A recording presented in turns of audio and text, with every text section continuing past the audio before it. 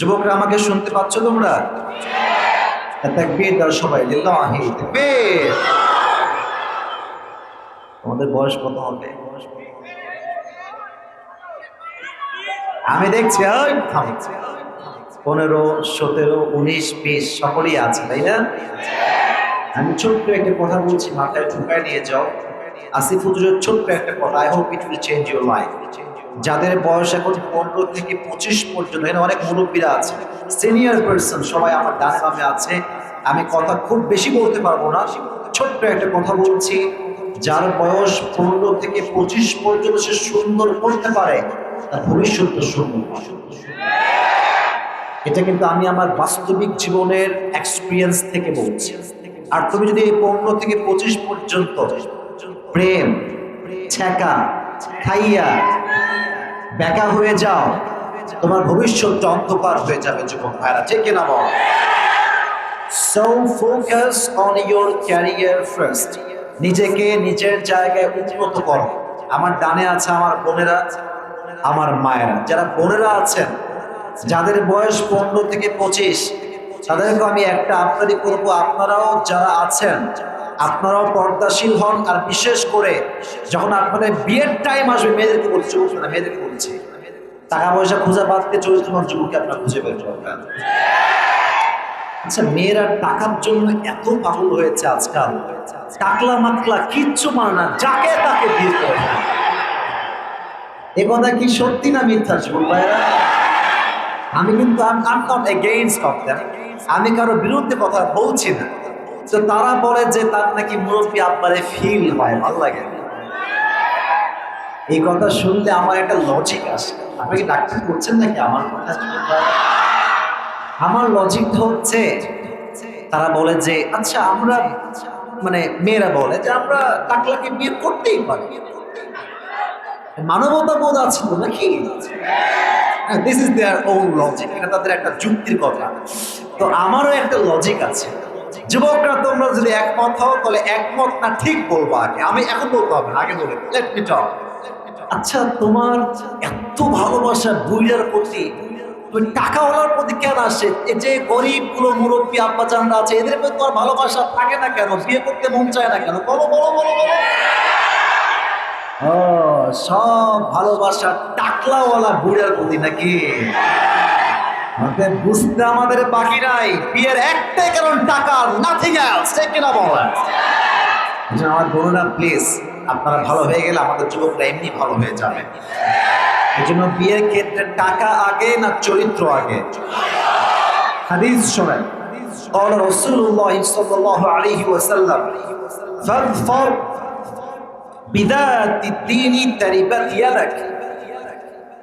Become successful by selecting the one who has religion, character and conduct. নবীজি বলছেন, তুমি যদি বিয়ে করে সফল হতে চাও, টাকা পয়সা আগে গুরুত্ব দিও না, স্ট্যাটাসকে আগে গুরুত্ব দিও না, আগে দেখো তার চরিত্র কেমন। যার চরিত্র ভালো হবে সে আমার বউ হওয়ার যোগ্যতা রাখে। যুবক ভাইরা, ঠিক না? আমার যুবকদেরকে, মা বোনদেরকে এটা বোঝার তৌফিক দান করুন। সকলে পড়া আমিন। মায়ের কথা আর কি বলবো, বললে তো অনেকে রাগ করবেন, তাই আর বললাম না। মায়েরাই মেয়েদের মাইন্ডসেট নষ্ট করে দেয়। শোন, আমার বাড়ির জামাই যে হবে সরকারি চাকরিজীবী হওয়া না। আর আমি খুব খেয়াল করেছি, যুবক ভাইরা দিকে তাকাও, সরকারি চাকরিজীবী ছেলে যদি হয়, মেয়ে তার মায়ের সামনে ওপেনলি প্রেম করে, আর মা বলে তুই চালিয়ে যা, मैं तुम्हारे साथ हमेशा हमेशा के लिए। ছি ছি ছি ছি ছি। কেন? সরকারি চাকরি আছে। সরকারি চাকরি জীবনে আসল কিছু নয়। একজন সরকারি চাকরি মাঝে মাঝে 1 লাখ কামায়, আর একজন ব্যবসায়ী মাসে 10 লাখ টাকাও ইনকাম করতে পারে। যুবক ভাই, আমি কারো বিরুদ্ধে অবস্থান নিচ্ছি না, বাট মাথায় রাখবেন আমার মায়েরা, please don't take it negatively. I really respect you from my heart. মেয়েদেরকে আমি বড্ড সম্মান করি, বাট আমি দেখতে পাচ্ছি হাজার হাজার যুবকের যৌবন নষ্ট হচ্ছে। মেয়ের মাও চায় টাকা, মেয়ের বাপও চায় টাকা, টাকা টাকা টাকা চায়। হেদায়েত দান করুন, সকলে পড়া আমিন। আমি যে ছোট্ট কথা বললাম ভূমিকা আপনাকে ডাক্তার করছেন নাকি বলেন? আল্লাহ আমাদেরকে যেন সঠিক কথাটা বোঝার তৌফিক দান করে, পড়া আমিন। আজকে আমরা কোরআন থেকে নির্ধারিত একটি সূরার তাফসীর পেশ করব। তবে আমি একটু আমার পকেটটা চেক করে নিই। আমি তো মানিকগঞ্জে এখানে প্রথম আসছি। আচ্ছা, যা আছে আমি সামনেই রাখছি, বেশি নাই, কারণ কিছু টাকা নিয়ে আসলাম, তেল ভরছি তো টাকা পয়সা সব শেষ হয়ে গেছে। তো যাই হোক, যা আছে খুব বেশি নাই। আমি একটা অ্যানাউন্সমেন্ট দিচ্ছি, যদি আজকের প্রোগ্রামে এই মানিকগঞ্জের মানুষের কোনো একজন মানুষ আমার তাফসীরের মূল বিষয়টা শেষে গিয়ে বলতে পারে, আমার প্রশ্ন অনুযায়ী তাকে আমি আজকে পুরস্কৃত করব আমার মানি ব্যাগ থেকে। রাজি আছেন? বলেন সবাই ইনশাআল্লাহ। তাহলে ওয়াজটা শুধুমাত্র কান দিয়ে শুনলে হবে না, দিল দিয়ে শুনতে হবে। তো দিলের কানটা খাড়া করে, এখন যা বলবো তাফসীর ভিত্তিক কথা হবে, ডান বামের কোনো কথা হবে না। আমি একজন যুবক যেখানে তাকবীর দিয়েছো, একজন এখান থেকে তাকবীর দিয়েছিলাম, তুমি আরেকবার তাকবীর দাও, দাও তাকবীর দাও একটা।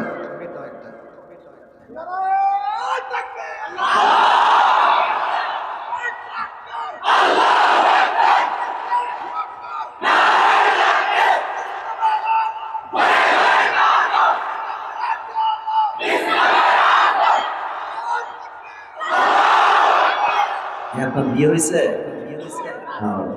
গায়ের জোর কি রে ভাই, সেই লেভেলের জোর। এবার আমার সঙ্গে একবার দেবেন লিল্লাহি তাকবীর। Today, inshallah, we will talk about the Jahannam. Today, our central theme, our subject matter is hellfire. আমাদের আজকের মূল আলোচনার বিষয়বস্তু হচ্ছে জাহান্নাম। যুবক ভাইরা সবাই বলো, মূল আলোচনার বিষয়বস্তুর নাম কি? এই তো আওয়াজ, আবার বলো, নাম কি? কিছু প্রশ্ন করে জবাব দেবেন।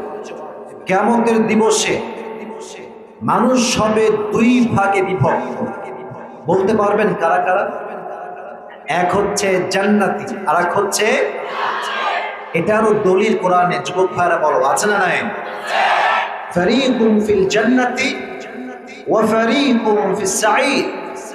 On the day of judgment, one group will enter in the paradise and another group will enter in the hellfire. আল্লাহ তাআলা বলছেন, এক গ্রুপ যাবে জান্নাতে, আর এক গ্রুপ যাবে জাহান্নামে। আমরা কোন দিক যাব শুনি একটু। জান্নাতে যাবেন, তাও মন খুলে কইতে পারলেন না? জাহান্নামে যাবেন না জান্নাতে? জাহান্নামের সম্মান আর জান্নাতের সম্মান কখনো কি এক হতে পারে? সূরাতুল হাশর 28 নম্বর পারা, আল্লাহ সুবহানাহু ওয়া তাআলা says, লা ইয়াস্তাওয়ি আসহাবুন নারি ওয়া আসহাবুল জান্নাহ, আসহাবুল জান্নাতি হুমুল Faizun. The people of paradise and the people of hellfire, they are not equal ever. The people of paradise gain the ultimate success in their own lives.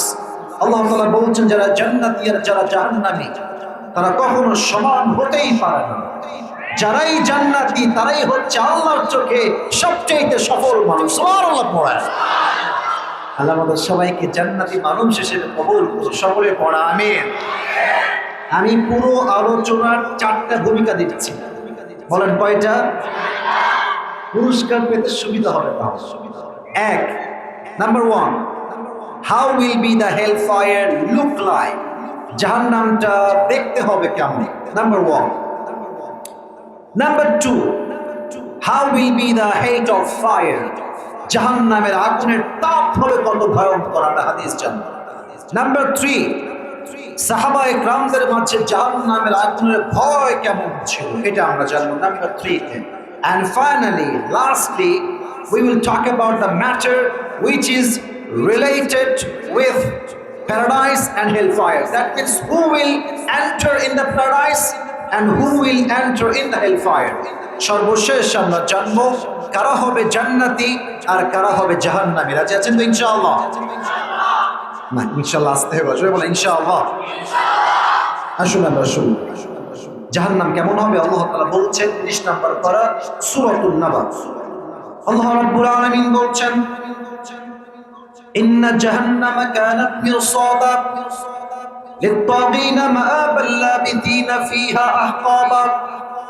এই জাহান্নাম হবে বিশাল লম্বা একটা ঘাটির মতো। লিত-তাগিনা মাআবা, যারা বেনামাজি সুদখোর মদখোর হবে, যারা তাদেরকে এই জাহান্নামে অবস্থান দিবে। একজন আওয়াজ দিয়ে বলেন তো তিনি কে? লাবিথিনা ফিহা আহকাবা। When the people of hellfire, they will enter in the hellfire, they will live there for age. Allah time limitation mention করছেন যে কতদিন আমরা যারা বেনামাজি হব জাহান্নামে থাকব। আল্লাহ টাইম বলছেন যুগের পরে যুগ, যুগের পরে যুগ জাহান্নামীরা জাহান্নামে বসবাস করবে। এদের খাবার হবে কেমন? লা ইয়াদুকুনা ফিহা বারদান ওয়ালা শারাবা, কোনো খাবারই থাকবে না, কোনো পানিই থাকবে না। যখন তারা প্রচন্ড ক্ষুধার্ত হবে, আল্লাহকে বলবে Allah we need some food, we need water, Allah পানি দাও, খাবার দাও। আল্লাহ তাআলা একটা ছোট্ট ফল দিবেন খাবার জন্য। আমার হাত দেখেন, গোল, ফলটা হবে গোল। এটার নাম হচ্ছে, কোরআন বলছে যাকুম। এই ফলটা হবে গোল, চতুর্পাশে থাকবে লম্বা লম্বা কাঁটা, ধারালো সাপ। এমন ধারালো কাঁটা হবে, যখন জাহান্নামীরা খাবারটা মুখে নিবে, মুখে নিয়ে যখন জিহ্বায় লাগাবে, প্রত্যেকটা কাঁটা জাহান্নামীদের জিহ্বাকে ছেদ করে বের করে রক্তাক্ত করে ফেলবে। নাউজুবিল্লাহ পড়বেন না আপনারা? যখন জাহান্নামীরা খাবারটা মুখে দিবে, যখন গলা দিয়ে নামবে, কাঁটাগুলো গলা ছেদ করে সব বাহিরে বের হয়ে যাবে। কি কষ্ট হবে খাবারটা। এবার তারা বলবে আল্লাহ উই নিড ওয়াটার, পানি দাও। একটা গ্লাসে করে পানি দাও। পানিটা কেমন হবে? কোরআন বলেছে ইল্লা হামিমান ওয়া গাসাকা, এটা হবে রক্ত এবং পুঁজ দ্বারা গলিত পানি। জাহান্নামীরা যখন মুখে পানি নিবে, পানিটা এতটা তিতা আর এতটা বিষাদ হবে, একদম বিষের মতো। মুখে নেওয়ার সাথে সাথে আবার তারা বমি করে সব উগলায় ফেলায়। নাউজুবিল্লাহ পড়বেন না আপনারা? খাবার হবে বড্ড ভয়ঙ্কর, পানি হবে বড্ড ভয়ঙ্কর। আল্লাহ আমাদেরকে এই জাহান্নামের খাবার থেকে আমাদের সকলকে হেফাজত করুন। সকলে পড়া আমিন। একটা প্রশ্ন করি সবাইকে, বলেন তো জাহান্নামের শাস্তি দেওয়া সবচেয়ে বড় মাধ্যম কি হবে? কে বলতে পারবে? কে বলছে আগুন? আগুন। মারহাবা বলেন আপনারা সবাই, যুবক ভাই। এই ড্রোন দেখো না, আমার দিকে তাকাও। ড্রোনে আমাকেই নেওয়া হচ্ছে, সোটা নেওয়া হচ্ছে। এদিকে তাকান। জাহান্নামের সবচেয়ে বড় শাস্তির মাধ্যমটা হচ্ছে আগুন। আচ্ছা আমার হাতের দিকে তাকান তো, এটা আমার হাতে কি? মানিকগঞ্জের ভাইরা, মাশাআল্লাহ, ভালো লাগছে সাউন্ডটা। আবার জিজ্ঞেস করেন নাম কি? টিস্যু। আচ্ছা ভাবেন, এটা কোনো টিস্যু না। Just for 5 minutes take it as an example, উদাহরণস্বরূপ বলছি, এটা কোনো টিস্যু না। এটা হচ্ছে একটা মোমবাতি। এটার নাম কি বলেন তো এবার? মানিকগঞ্জে ভাই আমার বাম হাত দেখেন, মোমবাতির উপরে মিটি মিটি কি জ্বলে? বলেন না সবাই, কি জ্বলে? এটা কি অনেক বেশি লম্বা না একদম ছোট্ট? ছোট্ট নিভি নিভি আগুন। নাও লুক এট মাই ফেস। আমি একটা প্রশ্ন করছি। মানিকগঞ্জের একজন যুবককে বললাম, এই তুমি এদিকে আসো। ও আসছে, হুজুর কি বলবেন বলেন। আমি বললাম তোমার সঙ্গে আমি একটা চ্যালেঞ্জিং গেম খেলি। কি চ্যালেঞ্জ? আমি বলবো তোমাকে এই আগুনের মাঝে তোমার হাতটা 5 মিনিট রাখতে হবে। এর প্রতিদান হিসেবে I will give you 10 crore টাকা। আমি তোমাকে 10 কোটি টাকা দেব।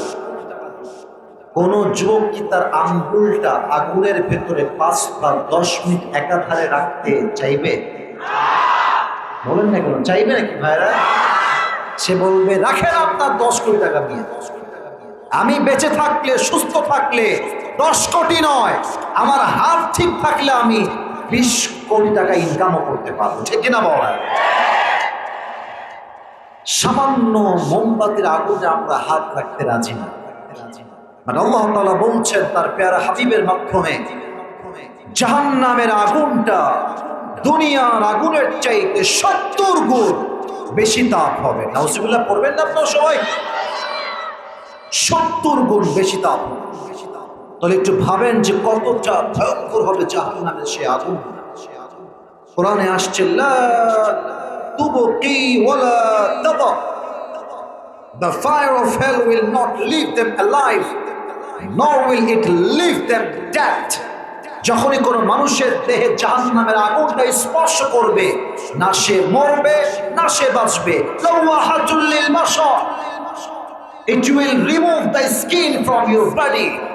যখনই জাহান্নামের আগুনটা আপনার দেহে সামান্য স্পর্শ করবে, আপনার দেহের চামড়া গোস্ত সবগুলো জমিনে খসে খসে খসে খসে পড়ে যাবে। নাউজুবিল্লাহ পড়বেন না আপনারা? আল্লাহ তুমি আমাদের সবাইকে জাহান্নামের বড্ড ভয়ঙ্কর আগুন থেকে হেফাজত করো, সকলে পড়া আমিন। এবার একটা প্রশ্ন, অনেকে রং উত্তর দিবেন, অনেকে সঠিক উত্তর দিতে পারলে দিতেও পারেন। জাহান্নামের আগুনের রংটা কি হবে? জেনারেল ছাত্রকে বলতে পারবে? কালো। মারহাবা বলবেন না আপনারা সবাই? নলেজেবল পারসন, মাশাআল্লাহ। কালো হবে, লাল নয়।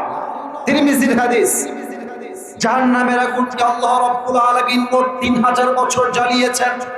প্রথম 1000 বছরে হয়েছে লাল, দ্বিতীয় 1000 বছর হয়েছে সাদা, আর তৃতীয় 1000 বছর হয়েছে তা কালো। এখন যে জাহান্নামের রংটা অবস্থান করছে জাহান্নামের ভেতরে, এটা বড্ড ভয়ঙ্কর ব্ল্যাক কালার। এটার রূপ এতটা ভয়ঙ্কর হবে, জাহান্নামীরা আগুনকে দেখার সঙ্গে সঙ্গে প্রত্যেকটা দেহের অঙ্গ প্রত্যঙ্গ থরথর থরথর করে থাকবে। আল্লাহ তুমি এই ভয়ঙ্কর আগুন থেকে আমাদের সকলকে হেফাজত করো, সকলে পড়া আমিন। 2 নাম্বার পার্ট শেষ। 3 নাম্বার পার্ট, এখন যা বলবো হাদিস ভিত্তিক স্টোরি বলবো, ঘটনা। মনোযোগ আছে সবার? ক্লান্ত হয়ে গেছেন আপনারা সবাই? সবাই একটা কাশি দেন, হাত তুলে একটা তাকবীর দেন, লিল্লাহি তাকবীর। প্রশ্ন করছি, উত্তরটা বলেন তো। ইসলামের প্রথম খলিফার নাম কি? মুরব্বী কিন্তু সবার আগে জবাব দিয়েছে, আবু বকর রাদিয়াল্লাহু তাআলা আনহু। দ্বিতীয় খলিফার নাম কি? মারহাবা বলবেন না তো সবাই? What an amazing audience, মাশাআল্লাহ, সবাই জানে। আমি 2 জন সাহাবীর 2টা ঘটনা বলছি ফর অ্যান এক্সাম্পল, যে তাদের মাঝে জাহান্নামের আগুনের ভয়টা কত বেশি ছিল। আমাদের দেশের যিনি প্রধানমন্ত্রী, তার নাম কি? মাননীয় প্রধানমন্ত্রী জননেত্রী শেখ হাসিনা। আমি কোনো কথা বিরুদ্ধে বলার জন্য নামটা নেই নাই, বোঝাও একটা জিনিস। আচ্ছা, আমার কথা বুঝতে কোনো সমস্যা হচ্ছে না আপনাদের? কথা কি বোঝা যায়? যায় যায় যায়। আচ্ছা, মাননীয় প্রধানমন্ত্রী যদি বলেন যে আমার কাছে একটা দামি শাড়ি কেনার টাকা নাই, এটা কি কোনো জনগণ বিশ্বাস করবে? করবে না, লজিক্যাল কথা। আচ্ছা, মনে করেন প্রধানমন্ত্রীর মেয়ে আবদার করেছে আমি গরুর গোশত খাবো। যদি প্রধানমন্ত্রী বলেন যে না আমার কাছে গরুর গোশত কেনার টাকা নাই, এটা কি কোনো মানুষ বিশ্বাস করতে পারবে? যুবক ভাইয়ের বড় বড়, এবার আসেন হাদিসটা শুনুন। আবু বকর রাদিয়াল্লাহু তাআলা আনহু একদিন বাসায় এন্ট্রি নিলেন, বাসায় প্রবেশ করলেন। ইন দ্য মিন টাইম তার সন্তানরা দূরে দাঁড়িয়ে আছে। আবু বকরের স্ত্রী, তার সহধর্মিনী, তার ওয়াইফ তার কাছে আসছে, বলছে একটা আবদার আছে, আমার আবদার নয়, আপনার সন্তানদের আবদার, আপনি কি মিটাবেন? আপনি কি পূরণ করবেন? এই যুবকেরা, হাদিসটা শুধুমাত্র চোখ দিয়ে তাকাই শুনো না, হৃদয় দিয়ে ফিল করো, বোঝার ট্রাই করো যুবক ভাইরা। বলছে কি আবদার বলো? কে? প্রধানমন্ত্রী। এইটা ছোট্ট আবদার। বলছে আপনার সন্তানরা সারিদ নামে আরব বিশ্বে একটা খাবার আছে, the most expensive food in Arabic world, সবচেয়ে দামি খাবার আরব বিশ্বে, এটাকে বলা হয় সারিদ। তো বলছে আপনার সন্তানরা সারিদ খেতে চায়, আপনি কিনে দিলে ওরা খুবই খুশি হবে। উনি বলছেন, প্রধানমন্ত্রী বলছেন, আমি যে সারিদ কিনে সন্তানদেরকে দিব, এই সামান্য টাকাও আমি প্রধানমন্ত্রী আমার পকেটেও নাই, আমার ব্যাংকেও নাই, আমার বাসার কোথাও খুঁজে পাবো না। সুবহানাল্লাহ বলবেন না আপনারা? প্রধানমন্ত্রী সারিদ খাওয়ার টাকা নেই। 3 মাস পরের কথা, হাদিসটা প্রেসাইজলি বলছে, শর্টকাট। 3 মাস পরে যখন তিনি বাসায় আসেন, একদিন দেখছে তার বউ ছোট্ট একটা প্লেটে করে কয়েক টুকরা সারিদ নিয়ে আসছে। বলছে, আরে এ সারিদ তুমি কই থেকে পেয়েছো? আমি তোমাকে টাকা পয়সা কিচ্ছু দেই না। বলছে, আপনি আগে খান, আমি বলছি আমি টাকাটা কই থেকে পেয়েছি। বলছে, আগে বলো কই থেকে পেয়েছো, কারণ আমি আবু বকর হারামের একচুল পরিমাণ খাই না। সুবহানাল্লাহ পড়েন আপনারা সবাই। বলছে, আপনি যে প্রত্যেক মাসে আমাকে হাত খরচে টাকা দেন, হাত খরচ, এটা কি আপনারা বুঝেন না? মান্থলি একটা খরচ দেয়। যেমন যার স্বামী আছে প্রবাসে, সে তো প্রত্যেক মাসে একটা খরচ পাঠায় না যুবক ভাইরা, বড় বড়। তো আপনি আমাকে যে মান্থলি খরচ দেন সংসারের জন্য, বাসার জন্য, সেখান থেকে টাকা জমিয়ে জমিয়ে জমিয়ে 3 মাসে আমার কয়েক টাকা বেঁচে গিয়েছে, সেই টাকাকে জমিয়ে সব একত্রিত করে আমি বাজার থেকে কয়েক টুকরা সারিদ নিয়ে আসার ব্যবস্থা করেছি। সুবহানাল্লাহ। নাই আপনি নেন, আপনি একটু খান। হাদিস এখনো শেষ হয়, হাদিসের মেইন পার্ট এখনো বাকি আছে। উনি খেলেন, খেয়ে সোজা পার্লামেন্ট, সংসদ সদস্যদের সবাইকে ডাকলেন, নেতা, মন্ত্রী, MP, mayor, police, army, BDR, RAB, যারাই সেই সময়ে রাষ্ট্রের দায়িত্বে ছিলেন সবাইকে ডাকলেন। বিশাল বড় একটা মজলিস ডাকলেন, এটাকে বলা হয় মজলিস শুরা। উনি সবাইকে ডেকে এক জায়গায় বসিয়ে বললেন, শোনো, তোমরা আমাকে প্রত্যেক মাসে যে বেতন দাও, এই বেতনটা আজ থেকে কমিয়ে দাও। কেন কমিয়ে দিবা তোমরা? বলছে, এর কারণ হচ্ছে এটা, আমার বউ 3 থেকে 4 মাসের মান্থলি খরচ বাঁচিয়ে সারিদ কিনে আমাকে খাওয়াইছে, সন্তানকে খাওয়াইছে, এটাই প্রমাণ আমি আবু বকরের সন্তান, আমি আবু বকরের সন্তানরা এবং আমি, আমার পুরো সংসার যে বেতন তোমরা দাও এর চাইতে কম দিলেও আমার বেতনটা সুন্দর করে চলে যাবে। সুবহানাল্লাহ পড়বেন না? হিসাব দেখছেন? মাত্র কয়েক টাকার হিসাব, কয়েক টাকা কম বেশি। তো সব যুবক তো একরকম হয় না। মজলিসের ভেতরে একজন যুবক একটু ঘাট ফেরা, মানে একটু রাগে দাঁড়ায় গেছে। বলছি, ইয়া খলিফাতুল মুসলিমিন, আপনার কথা everything is okay, but I have on objection, একটা আপত্তি আছে আমার। কি আপত্তি বলো? বলছে, আপনি তো আমাদের রাষ্ট্রের হিরো, রাষ্ট্রের নায়ক, রাষ্ট্রের প্রাইম মিনিস্টার, আপনি সামান্য কয়েক টাকা বেতন দিলে সমস্যা কোথায়? রাখেন আপনি আপনার বেতন, আমাদের কোনো আপত্তি না। উনি বলছেন, তোমার আপত্তি নাই, ঠিক আছে, বাট আমি আজকে তোমাদেরকে সামান্য কয়েক টাকা নিয়ে বেতন বেশি নিব, রাষ্ট্রের টাকা মেরে খাবো, আর জাহান্নামের আগুনে আল্লাহ আমাকে ফেলবে, আমি জাহান্নামের আগুনে পড়বো, এটা আমি আবু বকর চুল পরিমাণ কখনো বরদাস্ত করতে পারবো না। সুবহানাল্লাহ। বেতন কমায় না, সব বেতন কমায়, বেতন কমিয়ে বাসায় ফিরে আসছে। এই কথার দ্বারা স্পষ্ট প্রমাণ, যারা রাষ্ট্রের টাকা আজকে মেরে খাচ্ছেন, আমরা হক কথা বলতে ভয় পাই না, আমাদের জনগণের কথা, এটা আমাদের মনের কথা।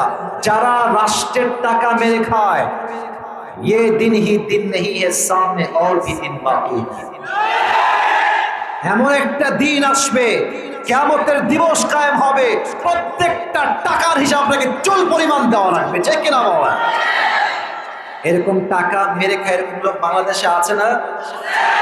আরে মাননীয় প্রধানমন্ত্রী নিজে তো মাইক নিয়ে বলেন যে দেশটা চোর বাটপাট দিয়ে ভরে গিয়েছে, ঠিক কিনা বলেন? কেমনে বলছি বুঝাই দিই, এক্সাম্পল দেই। পাকা রোড, পিচ রোড করতে একটা দায়িত্ব পাইছে কন্ট্রাক্টর। কি বলবো দুঃখের কথা ভাই, রাস্তা বানায় এত সস্তা রাস্তা, এমনি হাত দিয়ে সব পিসগুলো উঠে যায়। বাড়ি দিয়েছে গরিবদের জন্য, বাড়ি বানাও, গরিবদেরকে বাড়ি দাও, লাগবে রড দিছে বাস।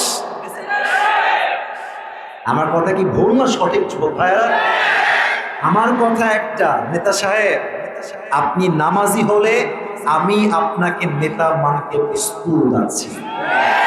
নেতা সাহেব যদি আপনি নামাজি না হতে পারেন, আপনি কোথাকার নেতা ডাজন্ট ম্যাটার, আপনি নামাজি না হলে আপনি আমার লিডার হওয়ার কোনো যোগ্যতা রাখেন না। এজন্য জাহান্নামের আগুনের ভয় প্রত্যেকটা নেতার হৃদয়ে লাগবে। আল্লাহ এই দেশকে, জনগণকে সুদ মুক্ত, ঘুষ মুক্ত, দুর্নীতি মুক্ত জীবন চালাবার তৌফিক দান করে পড়াবে।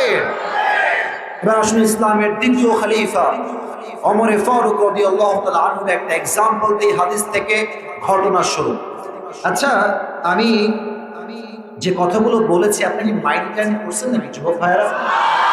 আমি কিন্তু ভাই হক কথা বলার ট্রাই করি। আমি জানি যে হক কথা বললে বাধা আসে, বাট আমার একটা বিশ্বাস আছে এই দেশটা হিন্দুদের দেশ নয়, এটা খ্রিস্টানদের দেশ নয়, এটা বৌদ্ধদের দেশ নয়, এটা 90% বেশি মুসলমানের দেশ। এখানে হিন্দুও থাকবে, বৌদ্ধ থাকবে, খ্রিস্টান থাকবে, সবাই থাকবে, বাট মাথায় রাখতে হবে আমাদের রাষ্ট্রীয় ধর্মের নাম হচ্ছে ইসলাম। যে যার ধর্ম পালন করবে, যে যার জায়গা থেকে সবাই সবার ধর্মকে ফলো করবে, বাট ইসলামে আঘাত করলে আমরা চুল পরিমাণ করে ছাড় দিয়ে কথা বলবো না। যুবক আমার দেহের দিকে তাকান, আমি যেটা পরে আছি এটা কি পাঞ্জাবি না জুব্বা বলেন তো? একটু বুঝে বলেন, পাঞ্জাবি না জুব্বা?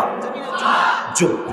পাঞ্জাবি যারা আমরা এই যে সব অনেক পাঞ্জাবি পরেছি সামনে আমার যারা আছে, পাঞ্জাবি দেখবেন যে এই হাঁটুর নিচে একটা যায় আর একটা হাঁটুর উপরে, হাঁটুর নিচে গেলে বলে হয় কি বলে লং পাঞ্জাবি, হ্যাঁ, আর হাঁটুর উপরে গেলে বলে কি শর্ট পাঞ্জাবি। আর জুব্বা কেমন হয় আপনারা সবাই জানেন, জাস্ট বোঝাবার সাথে হাদিস করবো তাই বোঝাচ্ছি। জুব্বা দেখবেন রাউন্ডটা কি হয় গোল, আর যেটা জুব্বা হয় এটা কি হাঁটু বরাবর হয় না টাকনু বরাবর হয়? Right answer. ওমরে ফারুক রাদিয়াল্লাহু তাআলা আনহু একদিন মসজিদের মেম্বারে দাঁড়িয়ে খুতবা দিচ্ছেন। খুতবার ঠিক মাঝামাঝি সময়ে, যেমন আপনারা মাঝখানে বসে আছেন ওরকম সাহাবা একরাম মাঝখানে বসে আছেন, একজন যুবক সাডেনলি দাঁড়িয়ে গেছে, দাঁড়িয়ে বলছে, অমর তোমার জুব্বা এত লম্বা কেন? তুমি কি রাষ্ট্রের টাকা মেরে খেয়েছো? হসপিটাল করবেন না? ওমরে ফারুক কি রাষ্ট্রের টাকা বলেন তো মারতে পারে? ডাম বাম করতে পারে? বলো বলো বলো বলো। 1 টাকাও তিনি পুরো জীবনে মেরে খান নাই। তো উনি, আচ্ছা একটা কথা মনে পড়ছে, বলা যাবে যুবক ভাইয়েরা? যাকে বলছে এই কথা যে তুমি কি রাষ্ট্রের টাকা মেরে খেয়েছো, উনি কোন চেয়ারম্যান, কোন মেম্বার, পুলিশ, প্রাইম মিনিস্টার, প্রধানমন্ত্রী?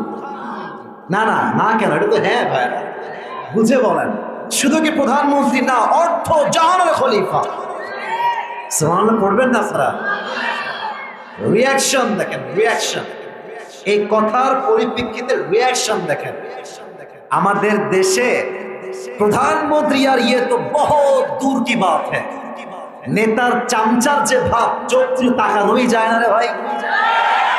খালি কথায় কথায় কয় তুই আমার চিনিস, আমি কে তুই জানিস।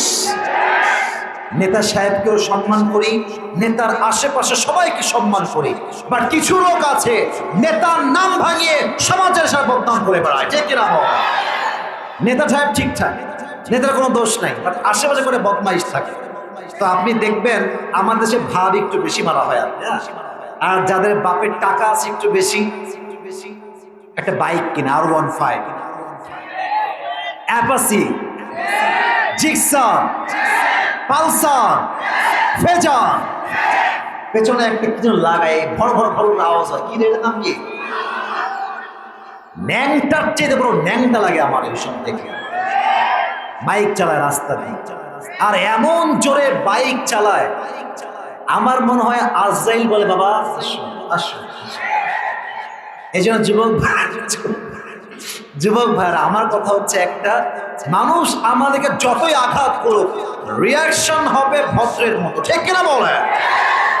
ওমর ফারুককে এই কথা বলার পর তার পাশে তার সন্তান ছিল, হাদিসে আসছে সন্তানের নাম হচ্ছে ইসমুহু আব্দুল্লাহ ইবনে ওমর, ডানেই ছিল। সে দাঁড়িয়ে গিয়েছে, বলছে জবাবটা আব্বা নয়, জবাবটা আমি তোমাকে দিচ্ছি। বলছে রাষ্ট্রের পক্ষ থেকে প্রত্যেক বছর আমার আব্বাজানকে একটা জুব্বা দেওয়া হয়। কয়টা? আরো জোরে হাত তুলে, কয়টা? তো এই বছর যে জুব্বা আমার আব্বাজান পেয়েছে, আমার আব্বা তো অনেক লম্বা মানুষ, অনেক লম্বা। হাদিসে আসছে ওমর ফারুক সাহাবা ইকরামদের মাঝে সবচেয়ে লম্বা পুরুষ ছিলেন। সুবহানাল্লাহ। যখন জুব্বা তিনি পরেছেন, আমার হাঁটুর দিকে একটু তাকান, হাঁটুর দিকে জুব্বাটা এই হাঁটু থেকে নেমে এই পাঞ্জাবির মতো এই বরাবর আসছে। জুব্বা বা পাঞ্জাবির মতো, বলেন তো রাষ্ট্রের নায়ক জুব্বা যদি পাঞ্জাবির মতো পরে, তার ব্যক্তিত্বের সাথে, তার পার্সোনালিটির সাথে এটা কি যায়? যায় যায় যায়। এবার তিনি কি করবেন? রাষ্ট্রের সব টাকা তার হাতে, কোটি কোটি টাকা। তিনি চাইলেন নতুন জামা কিনতে পারেন কি পারেন? একটা না, হাজারটা কিনতে পারেন। কেনেন নাই, কেনেন নাই। বলছে এই আব্দুল্লাহ, তুমি জামা পাইছো না আব্বা? বলছে হ্যাঁ পেয়েছি, যাও তোমারটা নিয়ে আসো। টিস্যু হাতে নেই, তাহলে বোঝাতে সুবিধা হবে। এটা হচ্ছে সন্তানের জামা, এটা হচ্ছে ওমর ফারুকের জামা। আমি একটু শর্ট করে দেই। এটা হচ্ছে ছোট, এটা পারফেক্ট সাইজ। দুইটা জুব্বা নিয়ে আসছে। এবার বলছে দর্জি কোথায়? দর্জি নিয়ে আসে। দর্জি আসছে, দর্জিকে বলছে দর্জি সাহেব আমার সন্তানের জামার নিচের একটু অংশ কাটেন, কাটা হয়েছে, এই অংশ আপনি আমার জুব্বায় লাগান। সন্তানের জুব্বা তালি দিয়ে পড়েছে। জাহান্নামের আগুনের ভয়ে রাষ্ট্রের একটা পয়সা মেরে খেয়ে নতুন জুব্বা তিনি ক্রয় করতে চান নাই। সুবহানাল্লাহ বললেন আপনারা?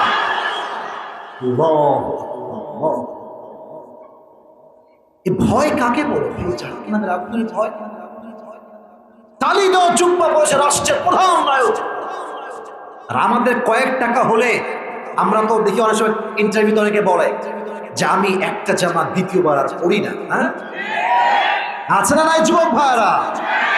যারা বলে আমি একটা জামা দ্বিতীয়বার পরি না, খুব হিসাব করে দেখবেন এদের বেশিরভাগ ইনকামের সোর্স হচ্ছে হারাম হারাম হারাম হারাম। হালাল টাকায় যারা চলে তারা ছেঁড়া পাঞ্জাবি পরে, তারা ছেঁড়া গেঞ্জি পরে। যুবক ভাইরা, আল্লাহ আমাদের সবাইকে জাহান্নামের আগুনের ভয়টা হৃদয়ে রাখার তৌফিক দান করুন। সকলেই পড়া আমিন। 3টা পার্ট বলতে গেলে তো 10টা পার হয়ে গেল। আরো কি ওয়াজ করা যাবে? সময় কি আপনাদের কাছে হবে? বড্ড খুশি হলাম, আমাদের প্রধান অতিথি সহ সকলেই মাশাআল্লাহ বসে আছে। এরকম আদর্শবান নেতা যারা ইসলামকে ভালোবাসে, এরকম নেতা আমরা প্রত্যেকটা ঘরে ঘরে চাই। যুবক ভাইরা ঠিক কিনা বল? মাশাআল্লাহ। আমি তো ভেবেছি না সাহেবরা কথা বলেই চলে যাবে। মাশাআল্লাহ বসে আছেন, তার মানে মানিকগঞ্জের মানুষেরা ইসলামকে বড্ড বেশি ভালোবাসে, কোরআনকে বড্ড বেশি ভালোবাসে। মানিকগঞ্জের মাটি হচ্ছে ইসলামের ঘাঁটি। যুবক ভাই, আল্লাহ কবুল করুন। সকলে পড়া আমিন। শেষ অংশে কিছু কথা বলছি, এটা বলে শেষ করে দিব, আমার মত শেষ হয়ে যাবে। আমি বলি না কিছু, আমরা জেনেছিলাম যে 4 নাম্বার পার্টে আমরা আলোচনা করব একটা বিষয়, কারা হবে জান্নাতি, কারা হবে। প্রশ্ন, বলেন তো জাহান্নামে কি বেশিরভাগ পুরুষরা যাবে না নারীরা যাবে? খুব খুশি তাই না? নারীরা যাবে না ভাই, এ কথাটার একটু ভুল আছে। আমি একটু কারেকশন করে দিচ্ছি, কারেকশন। ওলামা একরাম আছেন, আমার কথা ভুল বলবেন, কোনো সমস্যা নেই। আমার কথা হচ্ছে দেখেন, ঢালাও ভাবে বেশিরভাগ নারী জাহান্নামে যাবে আর আমরা চালাইয়া বেরেতে যাব, এটা ঠিক না। এক হাদিসে আসছে নারীরা হবে বেশি জাহান্নামী, আর এক হাদিসে আসছে পুরুষরা হবে বেশি জাহান্নামী। অতএব ঢালাও ভাবে একতরফা মেয়েদেরকে জাহান্নামী বললে হবে মেয়েরা জাহান্নামে কেন যাবে? দুইটা কারণ উল্লেখ করে যুবক ভাইরা মনোযোগ দিয়ে শুনুন।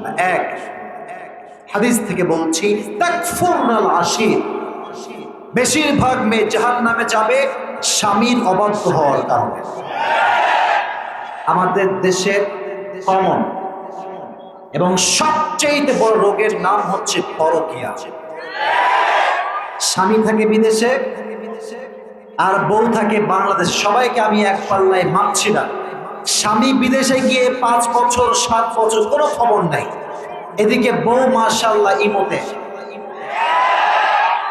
পুরাই খালাস হয়ে গিয়েছে। এটা বললে অনেকে মাইন্ড করবেন, আপনি এত বাজে কথা বললেন। বাজে কথা বলি নাই, যেটা বাস্তব কথা, এটা সবার পছন্দ হবে না। যুবক ভাইরা বলেছেন কিনা বলো? তো আমি প্রবাসী ভাইদেরকে বড্ড ভালোবাসি, আর প্রবাসী ভাইরা আমাকে যেই পরিমাণ মেসেজ দেয় আর যেই পরিমাণ ভালোবাসে, এটা বলার কোনো ভাষা নাই। তো প্রবাসী ভাইদের কাছে একটাই message, this is my message for all the youngsters, যারা যুবক আছেন সবার জন্য। আমি এমন কোনো চাকরি করব না যেই চাকরি আমার বউকে অন্য পুরুষের হতে বাধ্য করে। আমি এমন কোনো জায়গায় যাব না যেই জায়গায় গেলে আমি মায়ের জানাজা পড়তে পারি না, বাবার জানাজা পড়তে পারি না, আমার বউ আমাকে বাদ দিয়ে পরপুরুষের সঙ্গে পরকীয়া করে বেড়ায়। ঠিক কিনা বল? আর মানে বিদেশে যাব না? না, বিদেশে আমরা যাবো, সমস্যা নাই, আমরা রেমিটেন্স ফাইটার হব, বাট সেই কাজই আমরা করব যেই কাজে কমপক্ষে 5 থেকে 6 মাস পরে বাসায় একবার আসা যায়। আমরা সেই কাজ করব। কিন্তু আমি চলে গেলাম বিদেশে, আমার নতুন বউ, তার বয়স মাত্র 21, 22, 23, 3 বছর 4 বছর খবর নেই। মেয়ের চরিত্র তো এমনিতেই নষ্ট হয়ে যাবে। যুবক ভাইয়ের আমার, আচ্ছা আমার প্রতি কি আপনারা রাগ করছেন? যুবক ভাই, আমি কাউকে আঘাত দিচ্ছি না, মেহরবানি করে আমাকে রাগ করবেন না। আমার কথা দেখেন, এটা একটু সিরিয়াস কথা বলছি, একটু গভীরের কথা, 2-1 লোক উল্টা বুঝবেন না। মেয়েরা বিয়ের আগে থাকে একরকম, বিয়ের পরে হয় আর এক রকম, মাইন্ড করবেন। একটা হচ্ছে স্বামীর স্পর্শবিহীন জীবন, আর একটা হচ্ছে স্বামীর স্পর্শ পাওয়া জীবন, দুইটা আলাদা আছে। আগে সিঙ্গেল ছিল, স্পর্শ কাকে বলে, স্বামীর ভালোবাসা কাকে বলে বোঝেই নাই। বাট যখন বিয়েটা হয়ে যায়, তার মাইন্ডসেট, তার চিন্তা পরিবর্তন হয়ে যায়। স্বামীর ছোঁয়া পেয়েছে, ভালোবাসা পেয়েছে, একসঙ্গে থেকেছে, হঠাৎ করে স্বামী আর নাই, 3 বছর 4 বছর খবর নাই। তখন তার ভেতরে যে একটা চাহিদা, এই চাহিদা, তার যৌবনের চাহিদা, তার চরিত্রকে নষ্ট করে দেয়। যুবক, কথা কি আপনার একমত? আমার সাথে একমত? একমত। এজন্য মেয়েরা জাহান্নামে যাবে 1 নাম্বার কারণ পরকীয়া এবং স্বামীর সঙ্গে বেঈমানি। 2 নাম্বার, বেশিরভাগ মেয়েরা কান খাড়া করবেন, যারা কোন আছেন আমাকে প্লিজ শুনবেন, আমাকে দেখতে পান কিংবা না পান, আমার সাউন্ড শুনবেন। 2 নাম্বার কারণ বেশিরভাগ মেয়েরা জাহান্নামে যাবে চরিত্র নষ্ট হওয়ার কারণে। এখানে অনেক যুবক তোমরা আছো, আচ্ছা জীবনে বিয়ে করা লাগবে না? এত আস্তে কথা কেন বলছেন? করা লাগবে না নাকি? কি রে লাগবে। বিয়ের সময় बी केयरफुल मेरे दोस्त, ये 1 दिन का कोई रिलेशनशिप नहीं है कि तुमने ब्रेकअप कर लिया या ना ना ना ना, এটা ব্রেকআপের রিলেশনশিপ না। বিয়ের সময় মাথার ঘাম পায়ে ফেলবা, বাট চরিত্রবান মেয়েকে বিয়ে করেই ছাড়তে হবে যুবক ভাই।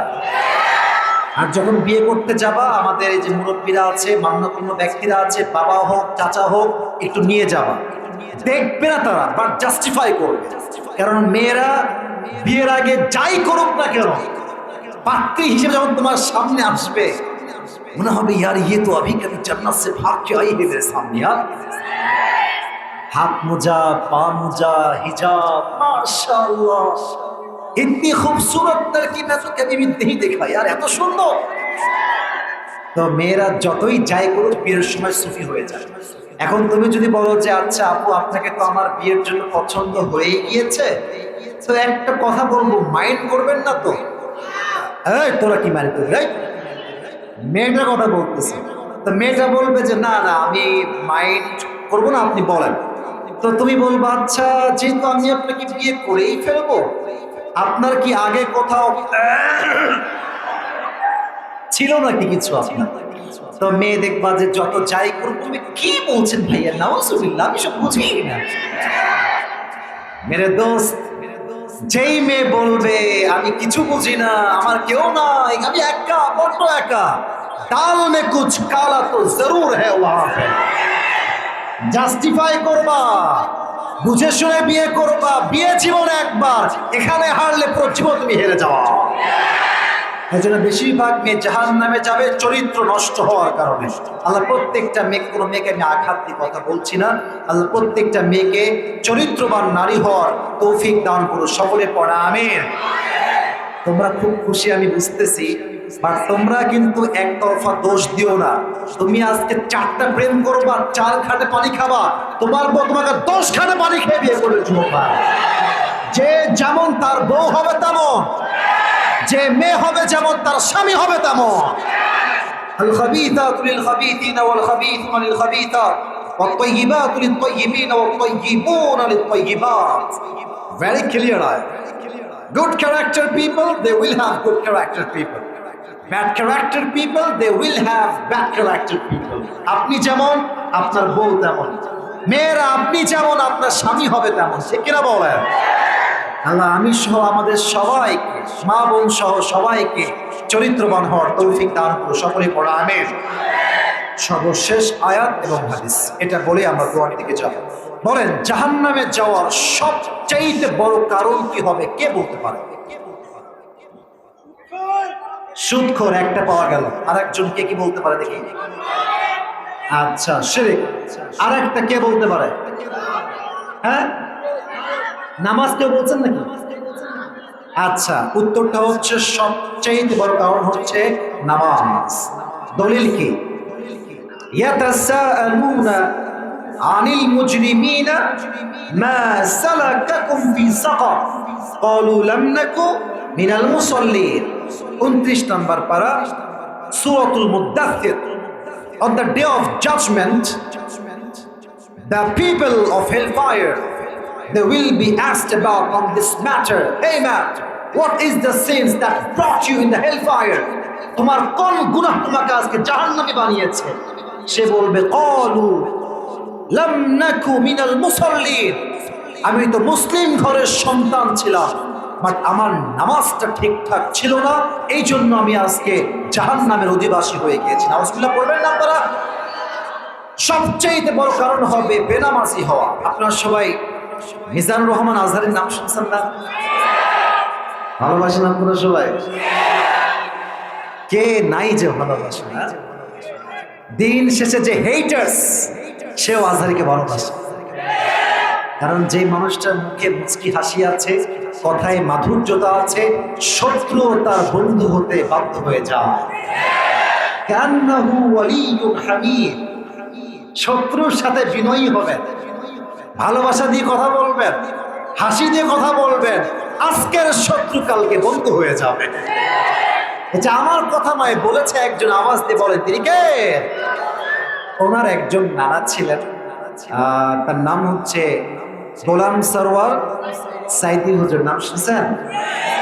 আমি তো যুবক মানুষ, আমার চেহারা কত সুন্দর, তার চাইতে ওনার চেহারা অনেক বেশি সুন্দর।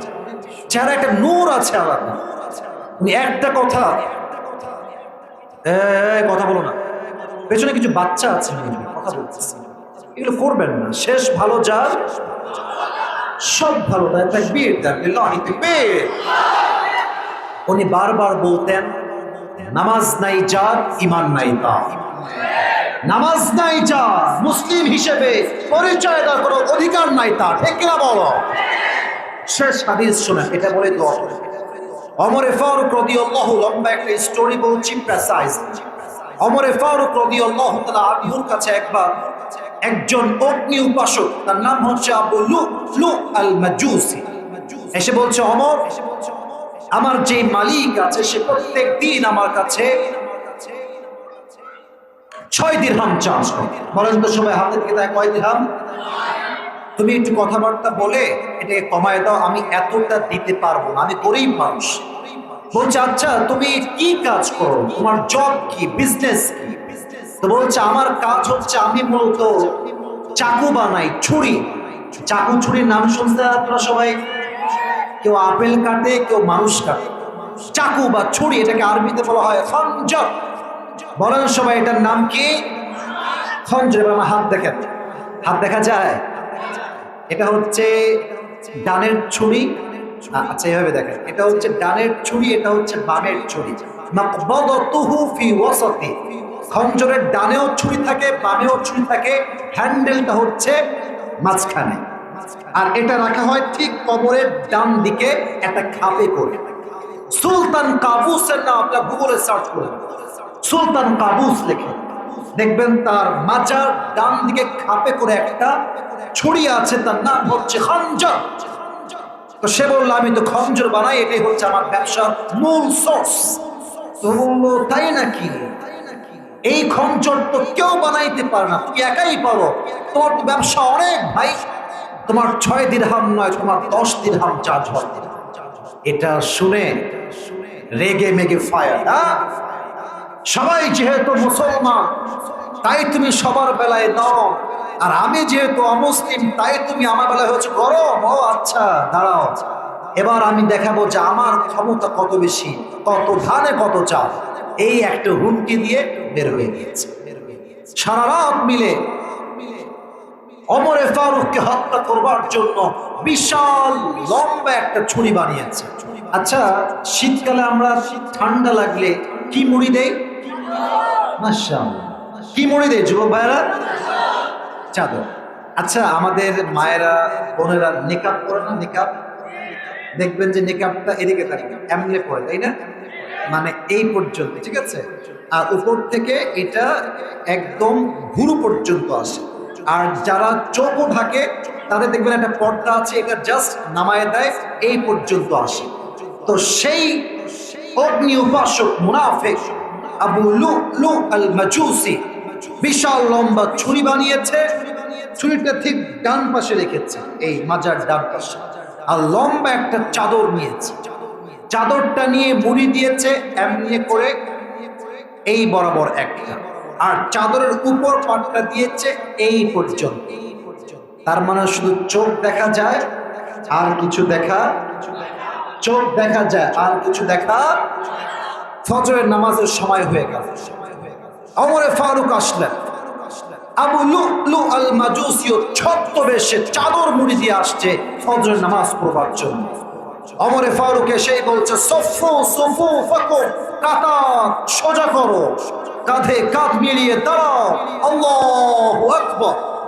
আল্লাহু আকবার দিয়ে হাত বেঁধেছেন, সানা করছেন। সবাই আমার হাত দেখেন, আমি হাদিসটা বলছি, এটাই আমার লাস্ট এন্ড ফাইনাল হাদিস। সবাই আমার 2 হাত দেখেন পেটের দিকে, সানা পড়েছেন, সূরা ফাতিহা পড়েছেন, কিরাত পড়েছেন। আল্লাহু আকবার দিয়ে যখনই তিনি রুকুতে যাবেন, রুকুতে যখনই যাবেন, পেছন থেকে আবু লু'লু আল মাজুসি রুকুতে যায় নাই, সাথে সাথে ওমর যখন রুকুতে গিয়েছেন এমনি ঝুঁকে গিয়েছেন, আবু লু'লু আল মাজুসি চাদরটাকে এমনি উড়িয়ে দিয়েছে। আর এখানে যে খঞ্জরটা ছিল, আবার আমার হাত দেখেন, এটাও ছুরি এটাও ছুরি, খঞ্জরের হ্যান্ডেলটা ধরে ওমরের ঠিক পেট বরাবর এখান থেকে নিয়ে এমনি একটা পোস্ট দিয়েছে, আবার ঘুরিয়ে পেছনে আর আবার দিয়েছে। মানে 3টা, এই 3টা ছুরির আঘাতে ওমরে ফারুকের পেটটা কেটে ভেতরে নাড়ি ভুঁড়ি রক্ত সব বের হয়ে আসছে। আর ওমরে ফারুক নামাজের মাঝে চিৎকার দিয়ে বলছে কাতালানি আল কালব, আমাকে একটা কুকুর হত্যা করেছে, আমাকে বাঁচাও। এ কথা বলেই তিনি অজ্ঞান হয়ে পড়ে গিয়েছেন। নামাজ কাকে বলে? সাহাবায়ে কেরামদের মাঝে 2-1 সাহাবী বাদ দিয়ে একজন সাহাবীও নামাজকে ছাড়েননি। সুবহানাল্লাহ পড়বেন না আপনারা সবাই? ওমরে ফারুক অজ্ঞান হয়ে আছে, ওমরের জায়গা আর একজন ইমাম আসছে নামাজ পড়াবার জন্য। সাহাবায়ে কেরাম নামাজ শেষ করে দৌড়ে আসছে, রাষ্ট্রের ডাক্তার চিকিৎসক সবাই আসছে, ওমরকে বাঁচাও, he is going to die, বাঁচাও তাকে। যখন ডাক্তাররা আসছে, এটা কিসের বোতল যুবক ভাইরা? বলেন এটা কিসের বোতল? পানি। ওমরে ফারুকের এই পিঠে, ওমরে ফারুক শুয়ে আছেন, পিঠে 2 হাত দিয়ে ভর করে হালকা উঠিয়েছেন। দুই ঠোঁট হালকা হা করেছেন, মানে দুই ঠোঁট একটু লম্বা করেছেন, পানি দিয়েছেন। পানি যখন তার মুখে দিয়েছে, পানি তিনি পান করেছেন, ভিতরে গিয়েছে, গলা দিয়ে ঢুকে বুক দিয়ে নেমে পুরো পেট যেহেতু কাটা, সব পানিগুলো পেট দিয়ে গল গল করে বের হয়ে গেছে। দুধ নিয়ে আসা ওমরের জন্য একটা পেয়ালায় করে দুধ নিয়ে আসা হয়েছে।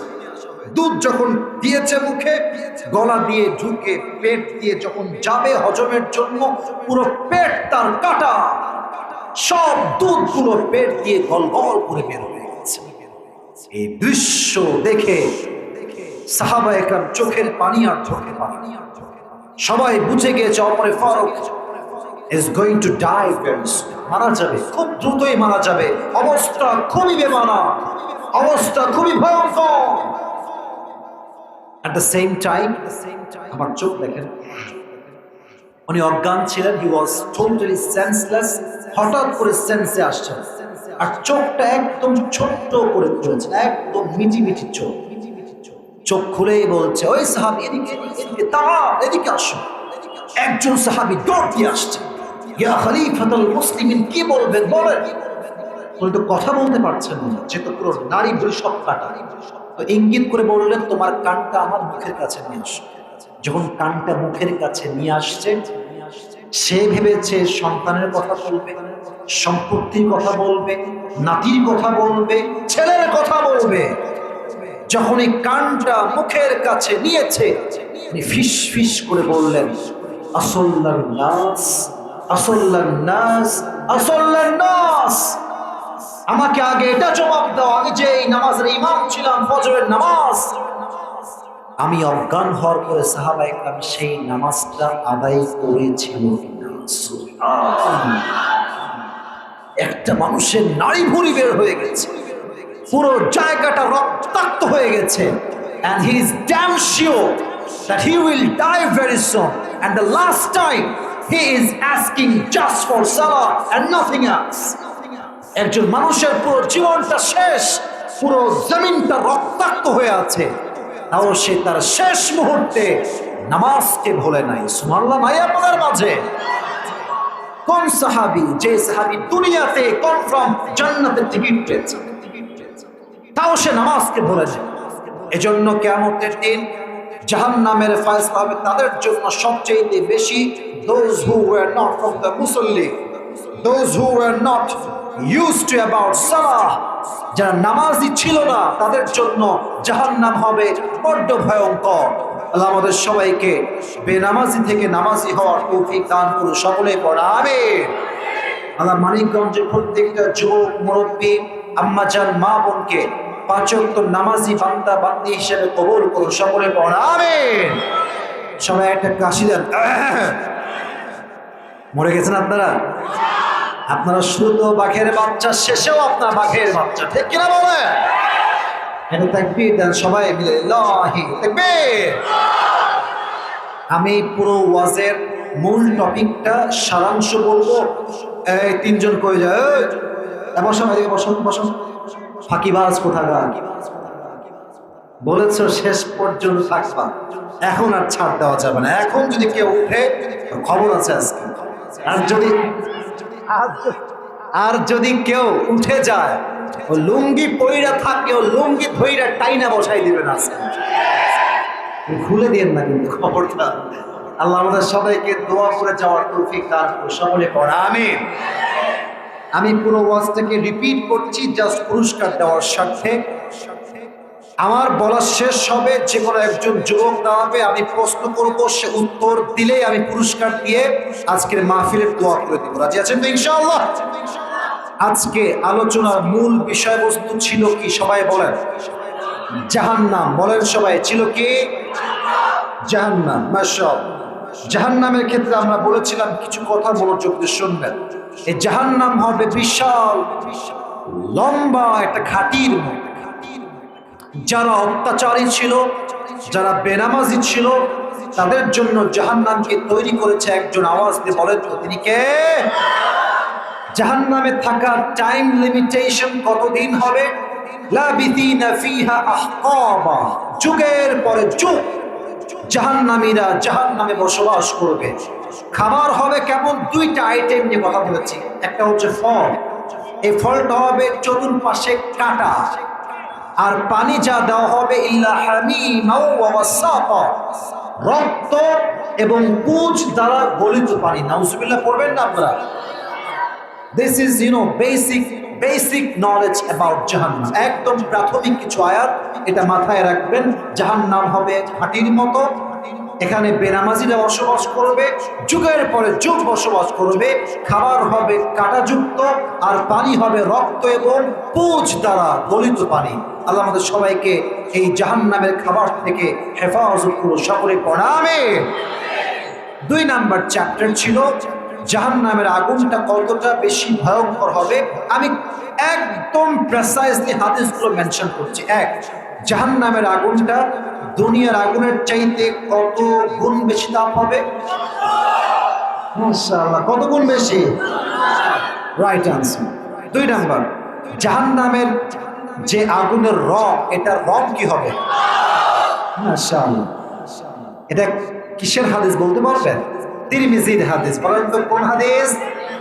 তিরমিজি শরীফের হাদিস। মাশাআল্লাহ। এবার আসেন আরেকটা ছোট্ট কথা, আয়াত ভিত্তিক। তাপ কেমন হবে? জাহান্নামের আগুনের তাপটা কেমন হবে? লাওয়াহাতুল লিল বাশার। আল্লাহ তাআলা বলছেন, যখনই দেহের কোথায় স্পর্শ করবে, দেহের চামড়া গোশত সব খসে খসে পড়ে যাবে। নাউজুবিল্লাহ পড়বেন না?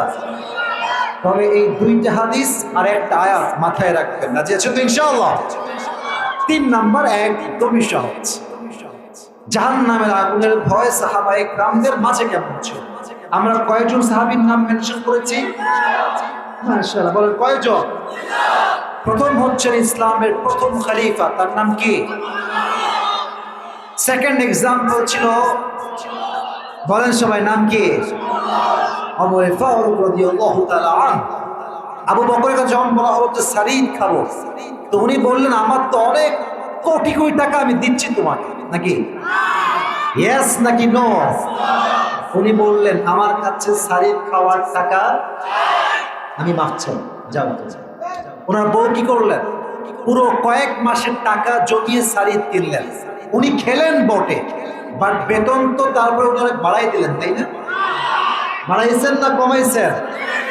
কারণ একটা, জাহান্নামের আগুনের ভয়। সুবহানাল্লাহ করবেন না আপনারা?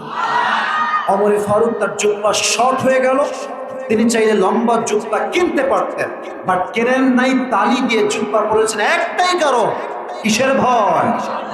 জাহান্নামের ভয়। আল্লাহ আমাদের সকলের হৃদয়ে জাহান্নামের ভয়টা ঢুকিয়ে দিক, সকলে পড়া আমিন। আর সর্বশেষ কথা খুবই সহজ, কারা হবে জান্নাতি, কারা হবে জাহান্নামী? যদিও এটার অনেক কারণ আমার কাছে লেখা আছে, বাট আজকে আমি মোট সব মিলায় মেয়ে এবং ছেলে 3টা কারণ বলেছি। মেয়েদের জন্য 2টা, আর সবার জন্য আমি একটা কারণ উল্লেখ করেছি। মেয়েদের 2টা হচ্ছে এই, স্বামীর অবাধ্য কিংবা পরকীয়া। বলেন সময়, স্বামীর অবাধ্য কিংবা, আর 2 নাম্বার হচ্ছে মেয়েদের কি নষ্ট হয়ে গিয়েছে? আল্লাহ সকলের চরিত্রকে ঠিক করে দিক, সকলে পড়া আমিন।